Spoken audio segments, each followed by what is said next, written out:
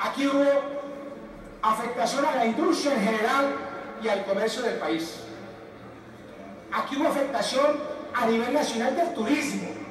Cientos de miles de turistas extranjeros cancelaron su ingreso al país y cientos de miles de colombianos no pudieron salir a vacacionar fuera del país por el paro. Hubo afectación grave al sector agropecuario, a los campesinos, a los productores de leche y de todos los productos que, sobre todo en el altiplano y Nariño, llegaban al centro de consumo más importante. Senador Juan Manuel Corso, hubo alza exagerada, hubo inflación que pone en riesgo las metas macroeconómicas del gobierno. Hubo puertos y terminales absolutamente taponados, perjudicados, sobreexcedidos, tanto que tuvieron que alquilar locaciones. Hubo mercancías de importación y exportación retenidas. Hubo cientos de vehículos averiados, porque en estas movilizaciones o en estos paros, en estos bloqueos, hay gente que se infiltra para crear desórdenes y naturalmente hubo daños muy fuertes ahí a la minería y naturalmente el sector público. Por ejemplo, y apelo a la voluntad suya, presidente, el Departamento de Prosperidad Social tuvo un plazo límite el 15 de julio para que los alcaldes radicaran proyectos.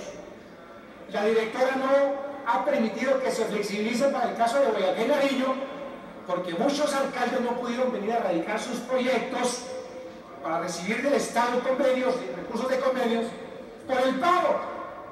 Y la disculpa de ella es que hubo alcaldes que lo hicieron, que por qué no todos lo hacían, porque había sectores del departamento, la mayor parte del territorio, que estaba en absoluto bloqueo. Hubo consecuencias sociales, imagen del país, se entorpeció el programa alimentario escolar en todo el país, el incremento de la canasta familiar, la reducción de los costos, de los ingresos de las familias dependientes del transporte, es decir, el conductor, el pequeño transportador, los retrasos en los contenidos académicos en universidades y colegios y los irreparables temas de la salud. Acuerdos, 26 puntos. Rápidamente los voy a señalar, señor presidente, colombianas y colombianos. El primero, sobre la renovación del parque automotor. El acuerdo es que se mantiene el 1 a 1, no había incremento, sino reposición. Un camión nuevo por uno chatarrizado, eso es lo que se llama el 1 a 1. El otro, el de la desintegración. El otro, desde luego, haciendo los anuncios de la producción de las alertas por parte del RUC, que es importante, ministro, sin eso no se cumple. El inicio de las acciones judiciales, porque aquí hay mucha corrupción, aquí hay unos carteles y unas bandas, que es tarea inmediata del observatorio y suya como política, señor ministro, inmediata, acabar con esas bandas que hay allí, y en lo cual los transportadores agremiados saben que tienen que colaborar y contribuir para que no entorpezcan la función y hagan de una informalidad y un daño al negocio del transporte. Las políticas de costos, que están ahí en el acuerdo y que es punto fundamental, a lo cual ustedes van a dedicar en los próximos días mayor atención, y nosotros como Comisión Accidental, a propósito, hoy sesionamos con una altísima participación de todos los miembros de la Comisión para hacer unas aquilatadas apreciaciones que nos permitan hacer aportes y ser mediadores eficaces desde este proceso. La actualización del CICETAC, el tema de la intervención de las rutas, el tema de la superintendencia de puertos en conjunción con la policía de carreteras para hacer un control efectivo, el tema de la política de trabajo, lo que llaman los conductores trabajo decente y las obligaciones laborales que quedaron pactadas, el tema de la afiliación de los pequeños propietarios y de los conductores al régimen del sistema de seguridad social, el tema de la homologación de los pequeños turbos para que se les solucione su problema a más de 7.000 pequeños camioneros, el tema de las capacidades de carga y naturalmente el tema del acceso a la vivienda por parte de los pequeños tenedores de camión y de los conductores, y el tema de la vida útil. La vida útil tiene dos aristas, ministro. Una que evitaría la modernización circunstancia que tienen que reflexionar los transportadores, y la otra, naturalmente, que los dejaría por fuera del escenario de mover sus vehículos, en tanto que hay una amenaza muy grande con las multinacionales que han querido llegar. Se ha logrado mucho uno, especialmente Impala, que tiene 200 mulas ahí quietas y que llegaron a ser un monopolio, a desplazar al pequeño transportador, que es al que buscamos defender. Y otros compromisos adicionales que nacieron ahí, sustentados en 26 puntos del acuerdo con los camioneros, y que desde luego estaremos vigilando para que se cumplan y evitar que haya nuevos bloqueos o nuevas alteraciones del orden público. Permítanme finalmente, senadoras y senadores, hablar de qué pasó en mi departamento. Pérdidas para el departamento en términos de dinero: 2.5 millones de pesos. Un departamento hoy crítico, un departamento que hoy podría económicamente ser inviable. Las ventas del combustible bajaron el 95%, o sea que no es cierto, señor ministro, que había allí plena normalidad, ministro de Defensa. 19.000 empleos formales en riesgo solo en la provincia de Sogamoso, que es la provincia industrial dedicada a la producción de aceros y de metalurgia del país. La pérdida de entre 5.000 y 6.000 empleos y más de 20.000 familias en ese sector del departamento solamente. 220.000 toneladas de siderurgia y de metalmecánica y de productos terminados represados allí en las fábricas, que representaron 120.000 millones de pesos en pérdidas a ese sector industrial, que produce el 85% del acero del país. 430.000 toneladas de cemento represadas, que equivalen a 154.000 millones de pesos del sector, de ese sector de la producción industrial. 230.000 toneladas de carbón represadas, que corresponden a 28.000, un poco más de 28.000 millones de pesos. En total, fueron casi 1 millón de toneladas de carga que se dejó de transportar, que representan cerca de 330.000 millones de pesos. Sector agropecuario de mi departamento, como si no nos hubiera hecho falta el rigor de lo que ocurrió con las consecuencias negativas del paro campesino. El sector agrícola perdió en Boyacá 6.500 millones de pesos diarios. Nuestros campesinos, los pequeños campesinos, en la tierra de la libertad, qué ironía. Sector pecuario perdió 4.000 millones de pesos diarios. 40.000 toneladas de productos terminados para el sector quedaron represadas, insumos entre otros. 1 millón de litros de leche diarios sin utilizar. Por ahí hay videos cómo se botaba la leche a los caños, y naturalmente la zanahoria, la papa, la arveja, la cebolla y todos los productos agropecuarios.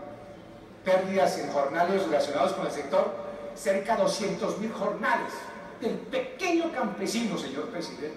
Qué ignominia y qué dolor. Las cifras del sector hotelero. Hoy Boyacá perdió la credibilidad como un destino turístico. Ha habido una grave afectación a la imagen destino de Boyacá, y tenemos que en eso recuperar todo. Solamente 12.000 en cancelación de reservas, se perdieron 12.000 millones de pesos, se perdieron cerca de 6.000 empleos en el sector turístico, sin contar los indirectos, se perdieron o bajó la tasa de ocupación al 40%, 12% menos. Por eso hago unas reflexiones al gobierno de manera prudente, amigable, respetuosa, pero por supuesto contundente en el tema de Boyacá. Debe el gobierno nacional de inmediato crear una campaña para promover y recuperar la imagen turística, el destino turístico del departamento de Boyacá, y eso no desespera. Debe el gobierno, y la oportunidad, cumplir. Aquí le mando un mensaje al señor ministro de Agricultura, con los compromisos pactados con el sector campesino, con dignidad campesina, para que este sea el momento de reivindicar y devolverle otra vez al aceramiento de los campesinos producto de esta inmovilidad. Boyacá resultó ser muy golpeada. En vez de ser reconocido el departamento de la tierra de la libertad, el departamento bicentenario. Por eso pido desde aquí al gobierno nacional, quiero pedirle a usted, señor ministro de Transporte, que le lleve el mensaje al señor presidente ante el Consejo de Ministros del próximo lunes, que se establezca un COMPES para Boyacá y ojalá un COMPES para Nariño. Mis compañeros de Nariño lo van a hacer para que solucionemos de manera pronta esta crisis profunda de tipo económico y social. Más aún, apelamos a la sensibilidad del gobierno para que se dicte un decreto de emergencia económica y social en estas dos regiones del país para poder sacar de la crisis a estas comunidades que han sido dura y críticamente golpeadas con los efectos del paro.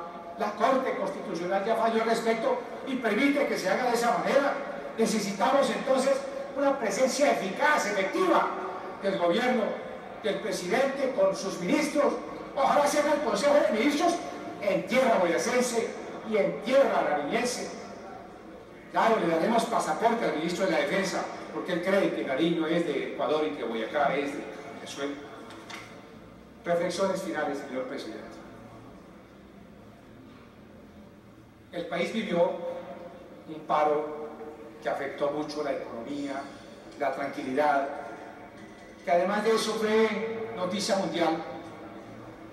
Pero creo que la oportunidad para reiterar el apoyo a los pequeños transportadores, a los chiquitos transportadores, que ellos fueron los que en el fondo más pagaron los resultados negativos del paro. A esos transportadores que no tienen vocería y a toda la cadena que genera esta industria, al atonero, al mecánico, al vigilante, al carrocero, a los braceros, por supuesto a los conductores. Para ellos hay una política social pactada en el acuerdo.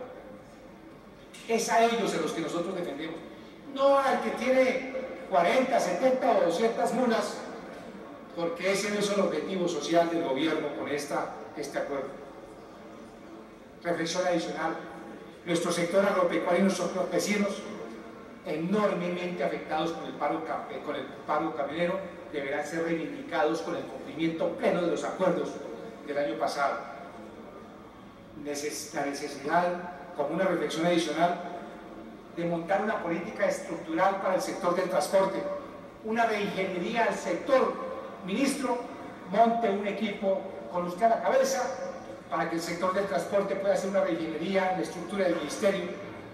Por ejemplo, el país ha crecido muchísimo y hay 14 millones de vehículos. Hoy hay una actividad con el crecimiento de las vías 4G muy grande en la industria del transporte, creando la separación de esa dirección que es tan poderosa en varias. Debería tener el Ministerio de Dirección de Transporte Terrestre y Ferroviario y otra de Transporte Fluvial y Marítimo, para que no se concentre y se vuelvan dependencias del gobierno que no dan resultados eficaces en su momento.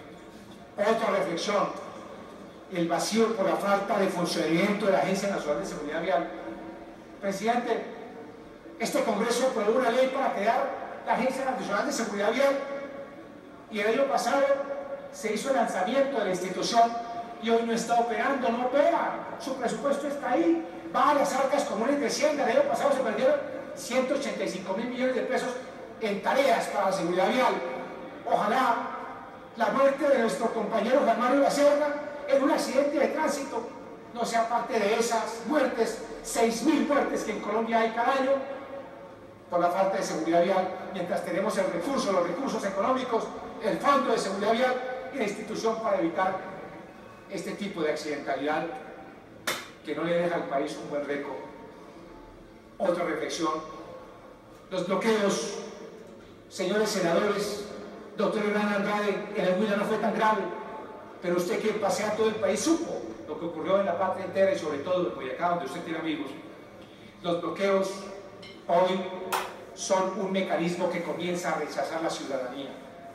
Unos pocos días más de paro y la ciudadanía les había protestado a los transportadores por el bloqueo porque había una especie de autosecuestro. Boyacá estuvo autobloqueada, de tal manera que hay que avanzar. El diálogo y la concertación es el buen camino para lograr estos acuerdos. para cumplir lo pactado. Eso lleva a esa paz que todos anhelamos. Hoy hay métodos distintos. La protesta colectiva es un derecho fundamental, pero los ciudadanos también aspiran a que no se vulneren los derechos de la ciudadanía. Por eso, la paz no solamente es dejar de disparar fusiles, sino también silenciar la violencia verbal. Aprovecho y permítame hacer 50 segundos de mención a los señores de las FARC que han insultado a un miembro de este Congreso, al expresidente Álvaro Uribe, diciéndole que es un narco, paraco y asesino. Pues si han sido capaces de entrar en cese al fuego, también que hagan una corrección de su violencia verbal. Claro que ya es mucho avance, no están disparando metralletas, pero aspiramos a que ahora entren en un escenario psicológico colectivo ellos de aclimatación para la convivencia dentro del país. ¿Qué tanto ganaron nuestros transportadores? ¿Qué ganaron las familias con este paro dedicadas desde hace mucho tiempo a la manutención de sus hogares con esta movilización? ¿O sería que al final los beneficiados fueron los propietarios de cientos de mulas o de tractomulas y camiones, que desde luego sería absolutamente irónico que las consecuencias positivas sean para este sector y no para los pequeños? Necesitamos, a manera de conclusión,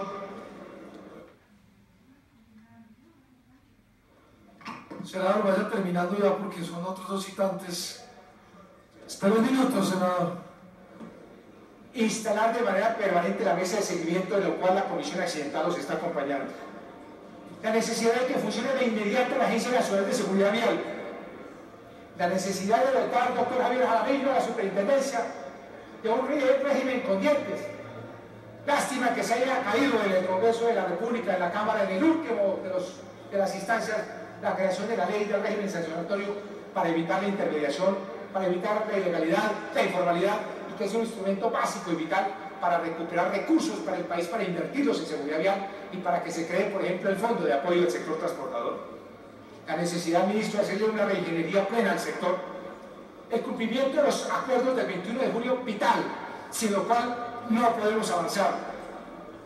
Hacer el uso de las tecnologías para que los puertos y los puertos terrestres y los puertos marítimos sean puertos modernos, puertos inteligentes, crear unas medidas de estímulo al sector agropecuario, el cumplimiento de los compromisos, la promoción al turismo, particularmente en la tierra mía, Boyacá, el apoyo del gobierno a lo que hemos llamado de los boyacenses la ley bicentenario. Señor presidente, vamos a cumplir 200 años en agosto 7 del 2019 sin que el país haya hecho, sin que este Congreso haya hecho la ley del bicentenario.